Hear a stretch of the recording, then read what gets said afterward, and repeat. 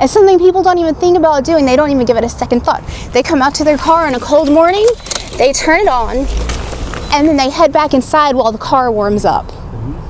And some neighbors fear there may never be any answers. Thanksgiving is one of the busiest travel periods of the year, with more than 43 million people expected to hit the roadways for their holiday destinations. America's police are working this very active crime scene you see behind me, where one man has died and another man has been injured. They're searching for a third man they believe is involved in this shooting. Georgia law does not require that you get over for non-emergency vehicles, but it could be in the best interest of safety. In the time that we've been here, 2 out of 3 cars didn't get over for us. You're not the only one out there looking forward to Cyber Monday. Scammers are out there just waiting for you to log into your computer for some online savings. They're on the prowl for your bank information, and they're looking to get it through online websites and pop-up ads. But before you bring that Christmas tree home, beware of the creepy crawly guest that just might be along for the ride. And law enforcement is taking action against those who don't click it or ticket.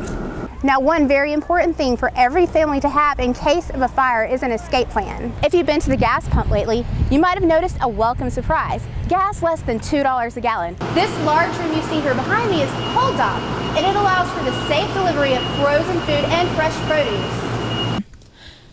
Tall grass lines this area of County Road 13 in Macon County, where one piece of a tragic puzzle played out. It's been just over 2 months since the body was found right here on the ground, and still there's more questions than answers, and some neighbors fear there may never be any answers. That body, the second body found in a 24-hour period within 4 miles of each other in the woods off of County Road 80. The sheriff's office identified the bodies as those of Atlanta area rapper Edward Reeves, who goes by the stage name Bambino Gold, and his cousin, a promoter, Kenneth Stokes. Reeves' body was found first on November 17th, and Stokes the following day on November 18th. The men had been missing since November 7th after a trip to Montgomery for a meeting. When the bodies were found back in November, Sheriff Andre Brunson said he didn't believe the 2 men were murdered in this area. I think they were brought here, and thrown out on the side of the road, maybe, or placed on the side of the road. I don't think the murders actually happened here. The men were both shot multiple times. A cash reward is being offered for information in this case. Reporting in Macon County, I'm Jolyn Hanna. Thanksgiving is one of the busiest travel periods of the year, with more than 43 million people expected to hit the roadways for their holiday destinations. Last year, during this time, was a deadly time in the state of Georgia, with 20 people losing their lives in just a 4-day time span. The Georgia Department of Public Safety says that that's an increase of 30% from the previous year. Officials say it's important for drivers to practice driving safety. Take the time to plan your trip. It doesn't matter what you're doing. Leave time for all of those things that could go wrong. Don't make up your time on the roadway. Officials also say it's very important to obey the speed limit. Always wear your seatbelt whenever driving or riding in a vehicle. Don't drive drowsy, and be sure to report aggressive drivers to law enforcement. Experts from FEMA also say to pay attention to the weather forecast before heading out. They say to be sure to keep your gas tank at least half full and keep an emergency supply kit in your car at all times. It should have things that you might need, like warm clothes and blankets, a first aid kit, food, water, and jumper cables. And of course, your cell phone and a charger for your cell phone. 1 year ago today, Rashad Cole died in a horrible car accident, leaving his family heartbroken. He was just 10 years old. Rashad's great-grandmother, Julia Bolden Smith, says the family has had a very tough time dealing with the loss of someone so dear to them. While they would give anything to have Rashad here with them, they know God is taking care of the little boy they loved so much. But I know he's all right. He's in heaven. He was an energetic little boy who loved football and baseball and practiced playing both of his favorite sports here in this park. The accident that took Rashad's life happened when the car he was riding in crashed into a nearby recycling plant. The woman driving the car that killed Rashad has been sentenced to 20 years in prison for his death. She had left Rashad, along with her own children, alone in the car while she visited 2 local bars. She was drinking. Rashad's grandmother, Tondresha Smith, says they think justice has been served, but jail time doesn't change the fact that they've lost a loved one. It's not going to bring him back. The family is doing their best to move forward and don't harbor any bitterness toward the woman who took Rashad from them.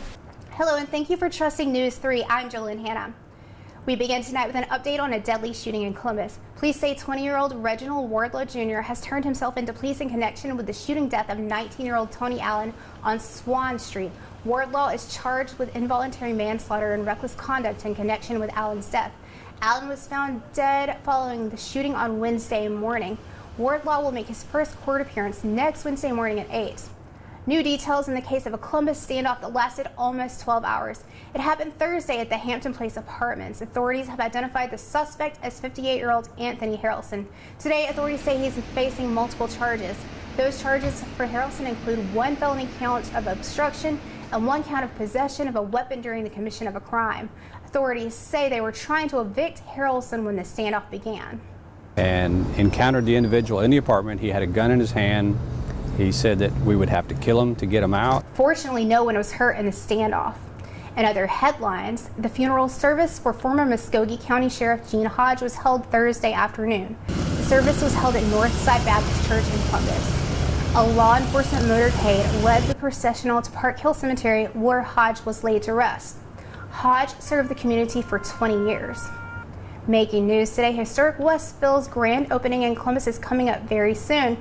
In just a few short weeks, the Living History Museum will be taking folks back to the 19th century of Georgia. Between now and Saturday, October 20th, construction crews will be busy at work making sure Historic Westville is ready for business. Several preserved buildings are currently at the new South Lumpkin site in Columbus. Other preserved buildings are in the process of being put back together and moved from the original location. Organizers are planning a memorable grand opening experience. On October 20th, you can expect a performance from the award-winning group, the McIntosh County Shouters, plus a cooking demonstration from Michael Twitty. All of this, of course, will showcase music and food from the 1840s through the 1890s. After a 2-week journey that took them across the country and back, the Miracle Riders have returned home. The journey started right here in Columbus and eventually took the riders all the way to Los Angeles, California. The ride is an annual trip the group started in 2009 to raise money for charity. This year, 21 riders took part in the event. The ride raised money for 3 organizations: Carpenter's Way Home for Boys, Arabella's Home for Girls, and the NICU at Columbus Piedmont Regional. Making national headlines today, a former white Chicago police officer has been found guilty in the deadly shooting of a black teenage boy. Today, Jason Van Dyke was found guilty of second-degree murder and the death of Laquan McDonald. In 2004, Van Dyke fired 16 bullets into the boy as he walked away from police during a confrontation. Van Dyke claimed McDonald was coming at him with a knife. Dashcam video evidence did not show that. Van Dyke was also found guilty of 16 counts of aggravated battery. He will be sentenced on October 31st. Also in national news today, the Senate voted 51-49 to move Brett Kavanaugh's Supreme Court's nomination to a final vote over the weekend. 2 key senators have announced they will support his confirmation. Senator Susan Collins said she will vote yes on the confirmation. Democratic Senator Joe Manchin also said he too would vote yes. Their support signals that Kavanaugh likely will be confirmed despite sexual misconduct allegations. Lawyers for Dr. Christine Blasey Ford, one of Kavanaugh's accusers, released a statement criticizing the FBI's investigation into the claims. The FBI did not interview Ford or Kavanaugh during its investigation. Stay with News 3. We'll be right back.